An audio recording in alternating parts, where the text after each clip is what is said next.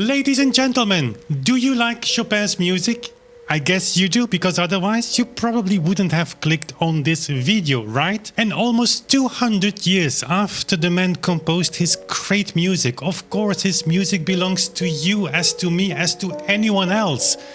The question is, what did the composer had in mind? Can we still know? Yes, partly we can, because we have metronome marks, and I know metronome marks sound boring, but they are the most fascinating thing in musical performances. Why? Because changing the tempo changes everything. That's true for you as a performer or as a music listener or lover, but that was true as well for the composer. So when Chopin marked the piece with the metronome mark, that was the way for him to communicate that what he wanted to express with this composition to you and to me. Today, the majority, if not almost all of the musicians and musicologists think that metronome marks left in the 19th century are to be read as we do today. We call that in our research single beat. Every tick corresponds with a note value in the metronome mark. But that position, we think, is untenable because it leads to a lot of problems, not to mention hundreds if not thousands of metronome marks that are simply impossible to play.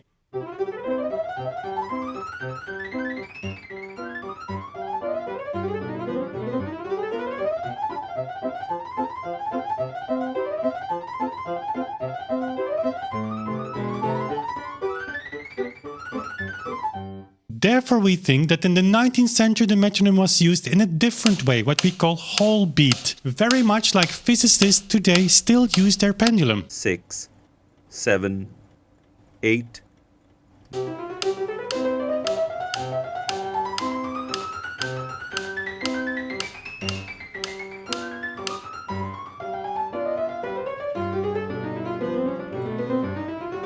And by the way, if you would be intrigued by whole beat performances, we are about to release the 9 Beethoven symphonies in a beautiful box of 10 CDs played exactly, not about, exactly in whole beat. Link also in the description box for you to check it out. In order to prove our position, it's not enough to do research, to do historical research, and all of that will go in our upcoming book, Fixing the Beethoven Mistake. But there is another way to prove whole beat right. It's by disproving single beat. And therefore in this series we take recordings and see if this single beat approach or this attempt to play pieces in a very fast, almost single beat way causes some frictions with the score, some problems.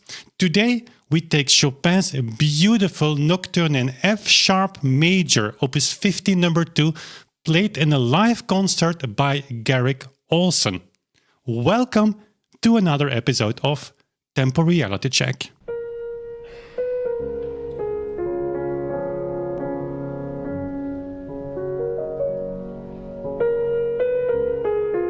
If you are intrigued by the recording I played in the background at the beginning of this video, you should be intrigued. I will tell more about this recording at the end of this video, and that will be a very unexpected turn of events. I can promise you that. For now, how do we measure the tempo? Well, we can do it in 3 ways. We can take the tempo that the player takes at the beginning. We can calculate the average, which is probably the most accurate way in telling what tempo actually the performance had. But the third way is maybe the most important in the light of what we want to prove here. Even when a performance is played in single beat, so matching the metronome as indicated by the composer in the modern understanding, still then it's important to see if this performance in that speed doesn't conflict, doesn't create any kind of friction with the score. So if we go to the beginning of Ohlsson's recording, it's very obvious that he was inspired by the metronome mark given by Chopin. His first 2 or 3 bars are exactly in the 40 quarter note as indicated by Chopin, again in a modern single beat approach. And so then we come to an average calculation of the tempo. I've seen in the comment boxes that some people wonder whether it is really worth our time doing that exercise, but actually it is, and it's not so hard to understand. When you as a performer take a tempo at the beginning of a piece, whether that matches the metronome mark by the composer or not, and there is no such indication of like slowing down or taking another tempo in the course of that composition, well, then it is not hard to understand that the average of the tempo, the calculated average, I'm not saying mathematically should match the tempo you had at the beginning, but should be very close to that, right? Because let's face it, when the average calculation turns out to be 25% slower than the tempo you took really at the beginning, then one could say that your tempo of that piece is not the tempo you had at the beginning, but it's like the tempo at the beginning minus 25%. That makes sense, right? And so in the case of this nocturne, calculating the average tempo is not so difficult. We just leave out the few bars in which Chopin indicated ritenuto. Then the total duration would be 138 seconds. When we leave out the same bars with ritenuto in Ohlsson's performance, we get a duration not of 138 seconds, but of 183 seconds. And that's not a small difference. That's a difference indeed of 25%. So we could say that Ohlsson doesn't play this nocturne in a tempo of quarter note 40, but in a tempo of quarter note 32. And so the reason why Ohlsson ended up playing 25% slower on average compared to the opening tempo is obviously because of the many ornamental passages in this piece for which Chopin, but also other composers, Beethoven, Mozart, you name it, were famous for. It's like an operatic style, a bel canto ornamentation, where stylistically speaking, the left hand stays stable. Now, I know that some people want to make the case that in this style, you can slow down the left hand, even quoting Karl Czerny for that. Karl Czerny doesn't say that. I will make another video on that. But to stay close to Chopin, we have enough sources around Chopin, his contemporaries and his students to be 100% sure that in this case, the left hand should be played strictly in time. I just give you a few quotes to end this discussion, hopefully once and for all. For instance, Carl Mikuli, even in his much maligned tempo rubato, the hand responsible for the accompaniment would keep strict time, while the other hand, singing the melody, would free the essence of the musical thought from all rhythmic fetters. So, left hand, stable. Another quote given by Saint-Saëns, quoting Pauline Viardot, student of Chopin and also a very good singer, by the way. Through Madame Viardot, I've learned the true secret of tempo rubato, where the accompaniment holds its rhythm while the melody wavers capriciously, rushes or lunges, sooner or later to fall back upon undisturbed its axis. This way of playing is very difficult, since it requires complete independence of the two hands. And those lacking this give both themselves and others the illusion of it playing the melody in time and dislocating the accompaniment so that it falls besides the beat. It would be 100 times better just to play in time with both hands together. Another quote by Georg Matthias, who quotes also a student by Chopin, by the way, who quotes another student, Camille Dubois. Chopin often required simultaneously that the left hand playing the accompaniment should maintain strict time, while the melodic line should enjoy freedom of expression with fluctuations of speed. Willem Lenz, another student, not only of Chopin but also of Liszt, he says, what characterized Chopin's playing was his rubato, in which the totality of the rhythm was constantly respected. The left hand, I often heard him say, is the choir master. It mustn't relent or bend. It's a clock. Left hand, remember that are Chopin's words, is your choir master. You play it strictly in time. So now let's return to Ohlsson's performance of this piece and see if he manages to do that. We start with the opening. Notice the instability of the movement already from the start. So forced in bar 4, for instance, to end the first part of the first phrase with the ritenuto, which is not indicated. I'm not saying in this performance it's a bad thing. On the contrary, Ohlsson had to do this for the simple reason that because of the chosen tempo, there was not enough time to initiate the second part of that phrase. But there is more. I would like you to focus on bar 7 and 8 and especially the left hand. Ohlsson slows down there to a tempo that is close to whole beat. And Chopin doesn't indicate any kind of ritenuto there. Let's listen.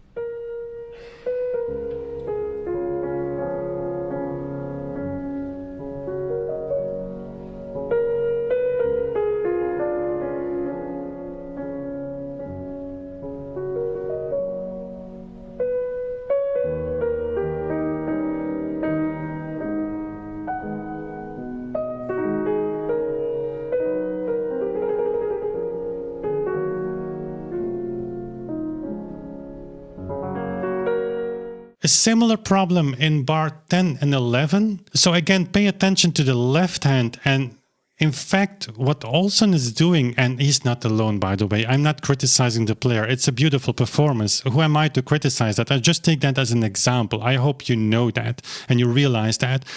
But what happens here is that the performer, instead of playing in 2/4, which by the way is actually a 4/8, but that's for another video, you add beats to the bar, so your bar becomes longer. It's not anymore like a ritenuto in the modern way or rubato in the modern way. You lengthen the bar, and so instead of a 2/4, you end up having a 2.5/4 or a 3/4 or a 3.5/4. And of course, reading all these sources in the 19th century, and especially those given by Chopin's students, you can easily understand when you do that you kind of destroy the composition. The fact that we are not disturbed by it initially, I will promise you, once you know, you will not be able to listen to it anymore. So this is a very dangerous video for you if you really enjoy performances like this. Once you notice that, it's unbearable, because as a listener, you're taken out of your comfort zone. But the reason that we can listen to these performances is because we know the music so well, and everybody plays this music exactly in the same way. Some use a little bit more rubato, some a little bit less, but every player will make the same sacrifices, the same compromises at the similar places as I'm showing you now. So that's the reason why we can bear this, because we expect this to happen. But again, once you focus not on the right hand, but on the left hand, then it becomes super annoying. Let's listen.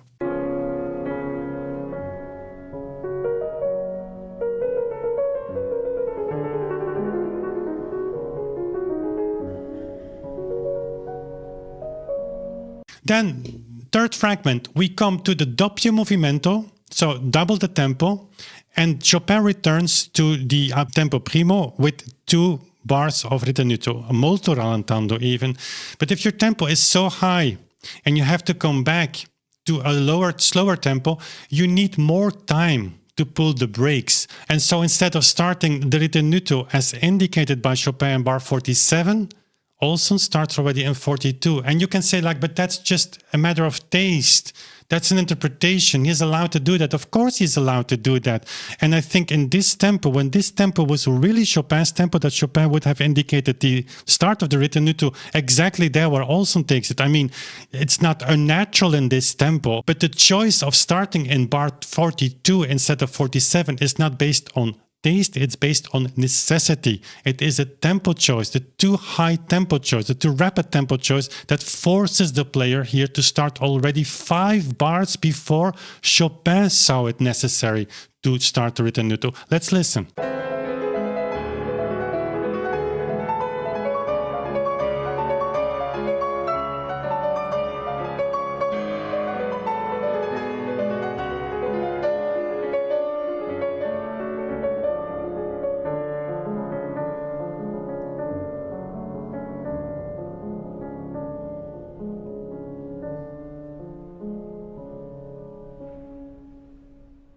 Bar 50 to 53, similar problem. Again, listen to the left hand.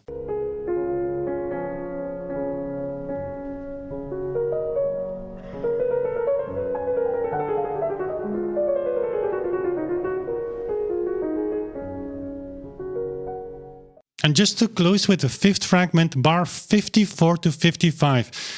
Again, focus on the left hand and even tap the tempo with your hand or with your foot, whatever. And notice how difficult it is to just find a beat in this performance.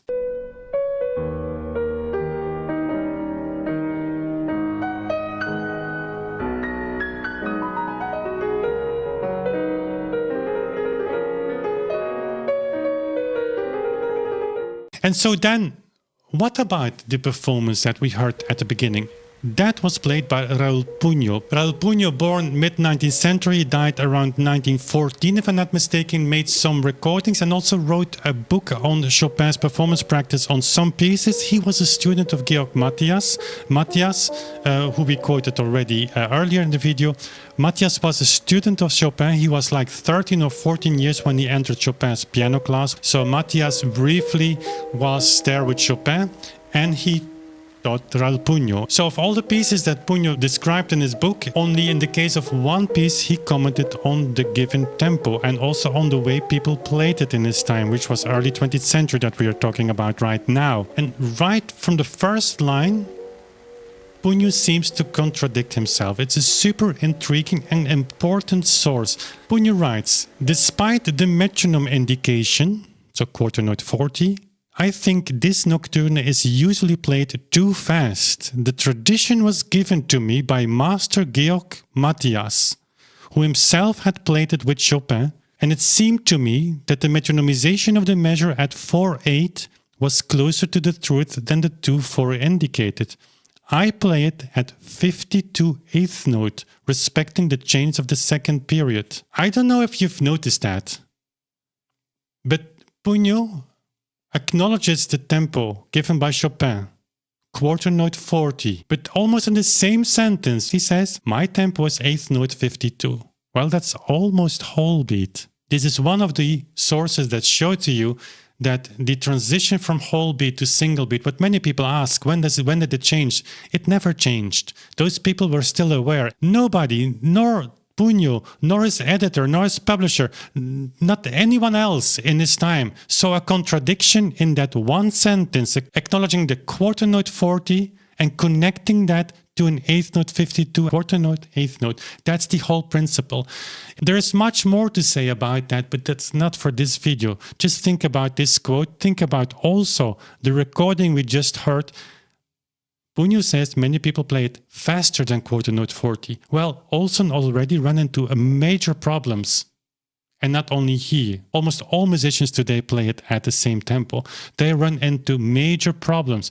Puño says many people, most musicians play it faster than the metronome mark. That can only mean that the majority of musicians at the beginning of the 20th century still played it faster than the Chopin metronome mark read in whole beat. I'm not saying those musicians still were interested in the metronome mark, but also that is for another video.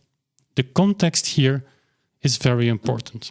But listen, enjoying music, whether you play the music or you listen to the music, it doesn't matter. It's your choice. It's the performer's choice. We are free to do whatever we want. But that preference, if it is a preference, that taste, that, whatever it is, the way you like that music, this music to sound, should not stand in the way of finding the historical truth, quote unquote, which is what did Chopin had in mind. And just from the empirical evidence, adhering to a single beat modern approach is not sustainable. There are too many conflicts that happen. And so it's up to us, it's up to you, it's up to everyone else to just choose what direction you want to go in. But it's our conviction that when you want to go after Chopin's intention or Beethoven's intention or Schumann's intention or whatever composer, that this whole beat approach will lead you, will guide you, and it's a super fascinating journey. I've made another video on a similar nocturne as this one, the D-flat major, which is a piece that we still hear today played by the majority of pianists exactly in whole beat. You can access that video by clicking on this thumbnail over here. And if you would like to become a little bit closer to this project, we have a wonderful Patreon community. There is a link in the description box below. For now, thanks for watching. We see each other soon again. Bye.